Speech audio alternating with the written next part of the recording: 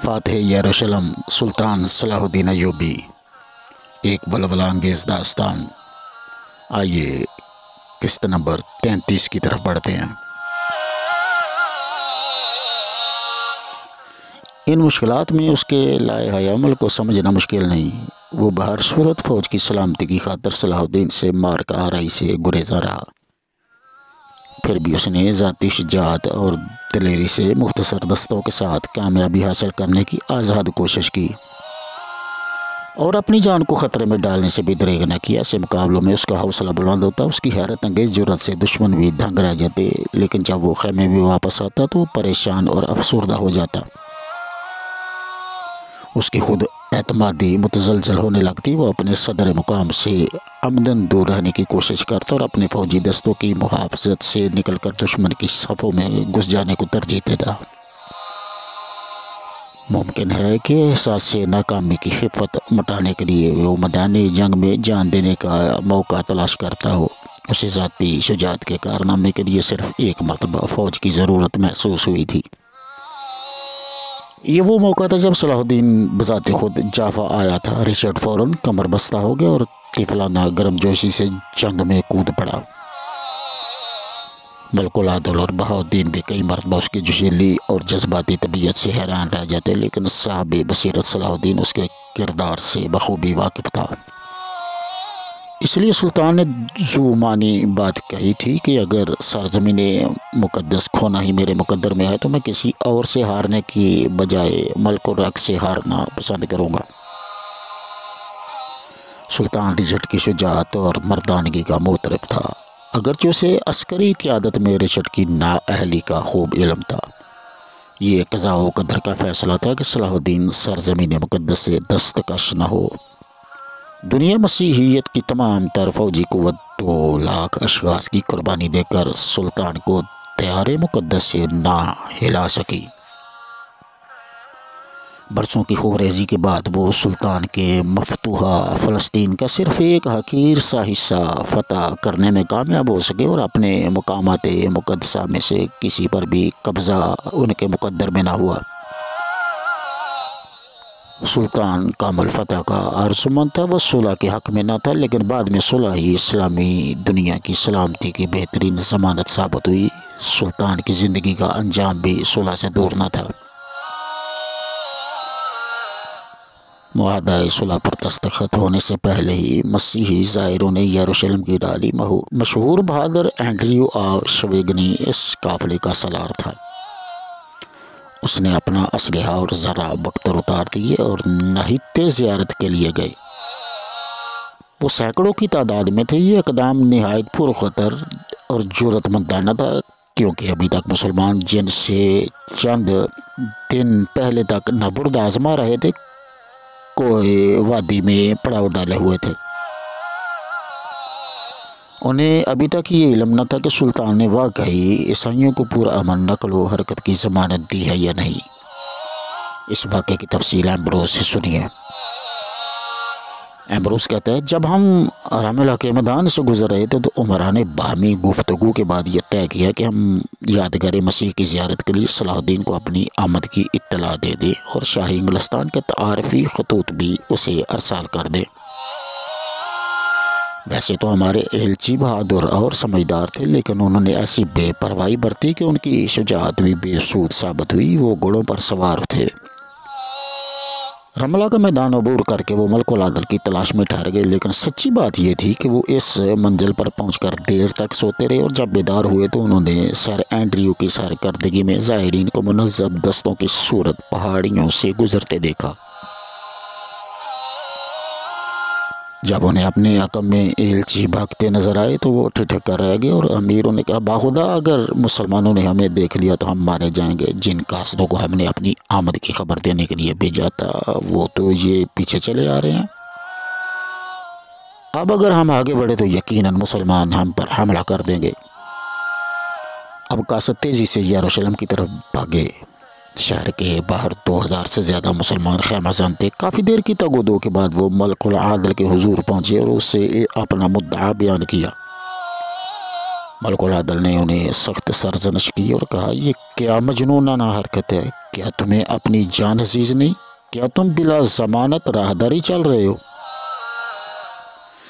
اس طرح گفتگو میں شام ہو گئی۔ اتنے میں عیسائی زائرین کا تھکا ماندہ قافلہ بھی آن پہنچا۔ وہ بالکل نہیتے تھے اور ان کی منزل غیر یقینی تھی۔ نہ جائے رفتن نہ پائے ماندن مسلمان تلواریں سونت کر مقابلے کے لیے نکلے۔ وہ سخت بپھرے ہوئے تھے۔ ان کے خشمناک تیور دیکھ کر بڑے بڑے بہادروں کا زہرہ آب ہو گیا، اور اب وہ سوچنے لگے کہ کاش ہم اس آفت کے بجائے عکا ہی میں ٹھہر جاتے۔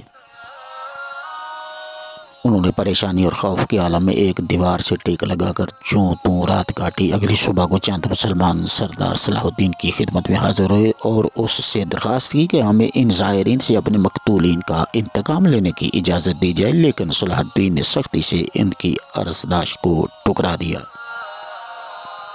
اور فوراً سارے امیروں کو طلب کر کے یہ اعلان کر دیا کہ عیسائیوں کو یادگار مسیح کی زیارت کے لیے راہداری بخش دی گئی ہے۔ امر زائرین کے دوسرے گروہ کے ہمراہ تھا۔ یہ گروہ صبح کے وقت یروشلم میں داخل ہوا، جبکہ پہلا گروہ واپس آ رہا تھا۔ اس وقت صلاح الدین نے سڑکوں پر محافظ دستے تعینات کر دیے تھے۔ زائرین نہایت اطمینان و سکون سے یروشلم میں داخل ہوئے۔ ہم پہاڑیوں سے گزرتے اس مبارک چوٹی پر پہنچے جہاں سے یروشلم کا ایمان افروز منظر دکھائی دیتا تھا۔ ہمارے دل مسرت سے لبریز تھے اور وفور عقیدت سے ہم دو زانو ہو کر بیٹھ گئے، جیسا کہ زائرین کا دستور ہے۔ ہم نے شہر دیکھا۔ احساس تقدیس سے معمور آنکھیں اس مقبرے کو چومنے لگی جس کے نیچے حضرت مسیح علیہ السلام کے جسد مبارک کو مصلوب ہونے کے بعد رکھا گیا تھا۔ زائروں نے نذرانے پیش کیے اور چڑھاوے چڑھائے جنہیں ارد گرد منڈلاتے ہوئے بدو اٹھا کر چلتے بنے۔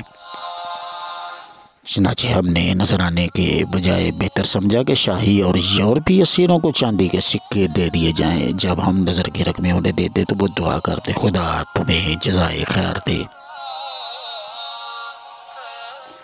پھر ہم کوہ کیلیوری کی زیارت کو گئے۔ یہ وہ مقام ہے جہاں حضرت مسیح علیہ السلام کے لیے صلیب گاڑی گئی تھی اور جہاں چٹان بفور درد سے پاش پاش ہو گئی تھی۔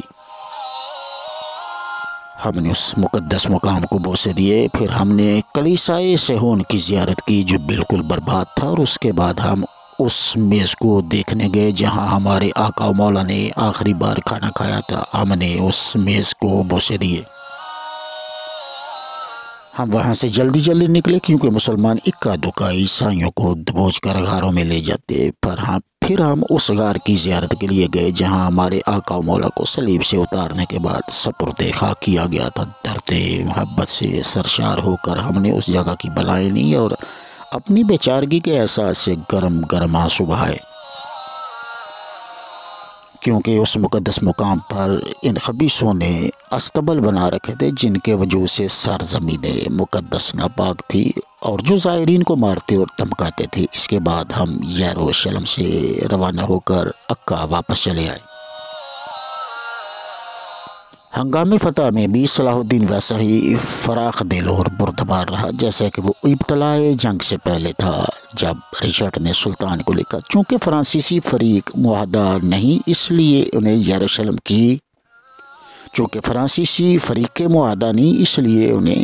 کی زیارت کی اجازت نہ دی جائے، تو سلطان نے جواب دیا کہ یہ کیسے ہو سکتا ہے؟ میں نے سب عیسائیوں کو اجازت بخش دی ہے، انہیں کیسے محروم کر دوں؟ جب بشپ آف سالسبری زائرین کے تیسرے قافلے کے ہمراہ یروشلم گیا تو سلطان نے اس کی منہ مانگی مراد پوری کرنے کا وعدہ کیا۔ بشپ رات بھر سوچتا رہا اور دوسرے دن سلطان سے درخواست کی کہ 2 لاطینی پادریوں کو مزار مسیح میں رہنے کی اجازت دی جائے تاکہ وہ صبح شام یہاں مقدس نماز ادا کیا کریں۔ جب رچرڈ نے کہا کہ میعاد صلح کے بعد میں واپس آ کر فلسطین مسلمانوں سے چھین لوں گا، تو سلطان نے بڑی متانت سے جواب دیا، اگر سرزمین مقدس کھونا ہی میرے مقدر میں ہے تو بہتر ہے کسی اور کے بجائے رچرڈ اس پر قابض ہو۔ صلیبی فوج کے پسماندگان جہازوں میں بیٹھ کر اپنے اپنے وطن کو واپس چلے گئے۔ بیماری کے بعد رچرڈ حیفا میں آرام کر رہا تھا۔ اس کی ملکہ برنگیریا بھی وہاں آ گئی اور اس کی تیمارداری میں مصروف ہو گئی۔ رچرڈ کا شامیانہ جبل کارمل کے سامنے ایلیا کے باغات کے قریب تھا۔ برینگیریا بڑی تنگ دہی سے اس کی خدمت گزاری کرتی رہی۔ اس کا یہ مہینہ بڑی عافیت سے گزرا۔ برینگیریا کی قسمت میں شیر دل کے ساتھ سکون کا یہی آخری مہینہ تھا۔ رچرڈ کے ساتھ رہنے کے لیے اس نے اپنا گھر چھوڑا تھا اور صلیبی فوج کے ساتھ چلی آئی تھی۔ جب جزیرہ قبرص میں اس کی شادی بڑی شان و شوکت سے ہوئی تو ساری دنیا کی آنکھیں ملکہ برینگیریا پر مرکوز ہو گئیں، لیکن اس کے بعد اس کی اہمیت مات پڑ گئی اور اس کی شخصیت محض ایک تاریخی نام بن کر رہ گئی، جس کی بازگشت اس طوفانی بہادر کے قدموں کے پیچھے گاہے گاہے سنائی دے جاتی ہے۔ رچرڈ اسے اپنے ہمراہ واپس لے جانے پر آمادہ نہ تھا۔ وہ مایوس ہو کر اکل اٹھی اور پاپائے روم کے دربار میں پناہ لینے کے لیے بذریعہ جہاز روم چلی گئی۔ جب اسے رچرڈ کے اسیر ہونے کی خبر ملی تو وہ رچرڈ کی والدہ ملکہ ایلینار کے ہمراہ پوشو فرانس چلی آئی اور شہزادوں کے دربار میں آرام کی زندگی گزارنے لگی، لیکن رچرڈ نے اسے نہ بلوایا۔ یہ داستان مشہور ہے کہ جب رچرڈ بستر مرگ پر تھا اس نے برینگیریا کو طلب کیا، لیکن یہ محض کہانی ہے جس میں صداقت نام کی بھی نہیں۔ اس کے بعد اس ملکہ کا نام کبھی بھی سننے میں نہیں آیا۔ نہ وہ اپنے والد کے ہمراہ واپس نوارے گئی اور نہ پلانچینٹ حکمرانوں ہی نے اسے منہ لگایا اور اس کی کوئی امداد کی۔ تاریخ سے ہمیں صرف یہ معلوم ہوتا ہے کہ وہ کئی سال آنجوں میں تنہائی اور گمنامی کی زندگی بسر کرتی رہی۔ اس کا کوئی پرسانی حال نہ تھا سوائے اس کے کہ کبھی کوئی کارڈنیل ادھر سے گزرا اور اس کی مزاج پرسی کے لیے رک گیا۔ اکتوبر کے شروع میں رچرڈ نے سرزمین قدس کو خیر باد کہا۔ وہ مختصر سے محافظ دستے کے ساتھ اپنے ایک ہی جہاز پر سوار ہوا۔ اس کی مراجعت وطن آسان نہ تھی۔ انگلستان میں اس کے بھائی نے اپنی قوت مستحکم کر دی تھی، اس کے اپنے حامی منتشر ہو چکے تھے اور یورپ کے تقریباً سارے تائیدار اس کے خلاف تھے۔ وہ جہاز پر سوار ہوا اور فوراً اپنے کمرے میں چلا گیا۔ جہاز نے بادبان کھول دی اور چل پڑا۔ وہ ساحل شام کی نظروں سے اوجھل ہونے تک اپنے کمرے میں رہا اور دوسری صبح کو عرصہ جہاز پر نمودار ہوا۔ کیسے وہ آنے والے خطرات سے بے نیاز بحیرہ ایڈریاٹک میں داخل ہوا، کیسے اس نے بیس بدل کر جرمنوں کی سلطنت سے گزرنا چاہا، کیسے وہ شاہی تمکنت اور وقار سے پہچانا گیا اور کیسے اس کا شناخت کنندہ وہ شخص تھا جس نے اسے محاصرہ عقا میں ذک پہنچائی تھی، یعنی لیوپولڈ آف آسٹریا، اور کیسے رہائی کے لیے زر فدیہ کی رقم مشتہر کی گئی۔ یہ واقعات بہت مشہور ہیں اور بار بار دہرائے جا چکے ہیں۔ صلاح الدین ساحل شام پر رچرڈ کی روانگی کا منتظر رہا۔ جب اسے رچرڈ کی روانگی کی خبر ملی تو وہ حرم مقدس میں آیا۔ اس نے امیروں کو جمع کیا اور انہیں باری باری رخصت کیا، پھر وہ بحالی امن کے مسائل میں مصروف ہو گیا۔ پہلے 3 ہفتے تو اس نے مفتوحہ علاقے کے سرحدی قلعوں کے معائنہ میں صرف کر دیے اور بعد میں اس کی توجہ اہم امور کی طرف مبذول ہو گئی۔ وہ قاہرہ واپس جانا چاہتا تھا جسے چھوڑے ہوئے اسے 10 سال ہو گئے تھے، لیکن اس پر کاہلی غالب آ گئی۔ جہاد کی مصروفیت کی بنا پر وہ گزشتہ چند سال سے رمضان کے روزے نہیں رکھ سکا تھا۔ جہاد کی مصروفیت کی وجہ سے وہ گزشتہ چند سال سے رمضان کے روزے نہیں رکھ سکا تھا۔ اب اس نے ادائے قضا کے لیے روزے رکھنے شروع کر دیے۔ برسات کا موسم آیا تو وہ دمشق چلا گیا۔ وہاں وہ کبھی کبھی شکار کے لیے نکل جاتا اور اکثر وقت علماء و فضلاء کی صحبت میں بسر کرتا ہے۔ فروری کے آخر میں اس نے وفادار قاضی کو بلوا بھیجا۔ بہاؤالدین نے دیکھا کہ سلطان عزلت نشین ہو گئے ہیں۔ محل کے ایوانوں میں کئی امیر سلطان کے منتظر رہتے، لیکن وہ کسی کو شرف باریابی نہ بخشتے۔ جب نقیب نے قاضی صاحب کے نام کا اعلان کیا تو سلطان نے فوراً انہیں اپنے حضور میں بلوا لیا۔ سلطان نے نہایت خلوص اور تپاک سے قاضی کا خیر مقدم کیا۔ سلطان اور قاضی خزاں زدہ باغ میں سفیدے کے بے برگوبار درختوں تلے نشستوں پر بیٹھ گئے۔ خادم فلور مٹھائیوں سے بھرا ہوا تشت لائے۔ سلطان نے تھوڑا سا کھانا کھایا اور گفتگو کے دوران اپنی محبوب ترین خواہش کا اظہار کیا۔ آئندہ موسم بہار میں وہ حج کے لیے جانا چاہتا تھا۔ اب موسم خزاں میں حاجی فریضہ حج کے بعد دمشق کی طرف واپس آ رہے تھے۔ بہاؤالدین رقم تراز ہے۔ دوسرے دن سلطان نے مجھے بلوایا۔ سلطان باغ میں تشریف فرما تھے۔ سب سے چھوٹا صاحبزادہ ان کے پاس تھا۔ سلطان نے دریافت کیا کیا کوئی ملاقاتی ہیں، تو انہوں نے جواب دیا کہ فرانکو کے ایلچی امیر اور اعیان سلطنت ملاقات کے منتظر ہیں۔ سلطان نے ایلچیوں کو دربار میں حاضر ہونے کا حکم دیا۔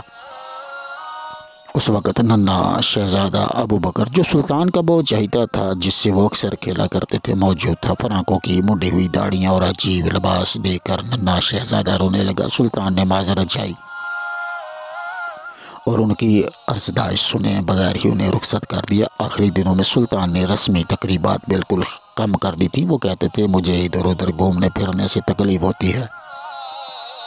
ان کی طبیعت گری رہتی تھی۔ ان کی اس کیفیت کی ایک وجہ اور بھی تھی۔ سلطان مصروفیت جہاد اور بار بار کی علالت کی وجہ سے گزشتہ کئی سال سے رمضان کے روزے نہیں رکھ سکے تھے۔ چنانچہ القدس کے دوران قیام میں انہوں نے ادائے قضا کے لیے روزے رکھے۔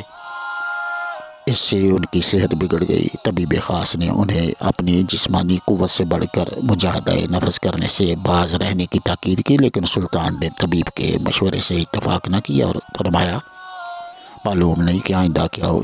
چنانچہ وہ مسلسل روزے رکھتے رہے اور اپنی قضا کا پورا کفارہ ادا کر دیا۔ سلطان نے مجھ سے دریافت کیا کیا آپ نے قافلہ حجاج کی آمد کی خبر سنی ہے؟ تو میں نے جواب دیا میں نے راستے میں چند حاجیوں کو دیکھا تھا۔ اگر بارش کی وجہ سے کیچڑ نہ ہوتی تو آج قافلہ شہر میں پہنچ جاتا۔ اب انشاءاللہ کل تک پہنچ جائے گا۔ سلطان نے کہا میں کل ان کے استقبال کے لیے جاؤں گا اور حکم دیا کہ سڑک کی مرمت کی جائے اور بارش کا پانی نکال دیا جائے۔ میں نے رخصت ہوتے دیکھا کہ سلطان کے چہرے پر وہ پرانی بشاشت مفقود تھی۔ جمعہ کی صبح کو سلطان گھوڑے پر سوار ہو کر حاجیوں کے استقبال کو گئے۔ میں نے نوکروں کو پیچھے چھوڑا اور فوراً موقع پر پہنچ گیا۔ اس وقت سلطان اہل قافلہ کو خوش آمدید کہہ رہے تھے۔ وہ صباح الدین اور خارجہ الیاروتی جیسے بزرگوں کی خاص مدارت کیا کرتے تھے۔ یہ نہایت روح پرور اور شاندار منظر تھا۔ اہل دمشق حاجیوں اور سلطان کی زیارت کے لیے گروہ درد گروہ میدان میں جمع تھے۔ میں نے دیکھا کہ خلاف معمول سلطان روئی دار خیلت نہیں پہنے ہوئے تھے، حالانکہ وہ اس کے بغیر کبھی سواری نہیں کرتے تھے۔ میں نے پوچھا تو وہ چونک پڑے جیسے کہ یکدم کسی خواب سے بیدار ہو گئے ہوں۔ سلطان نے فوراً خیلت طلب کی، لیکن صاحب توشہ خانہ کہیں نظر نہ آیا۔ یہ عجیب بات تھی کہ سلطان نے بار بار خیلت کی فرمائش کی مگر بے سود۔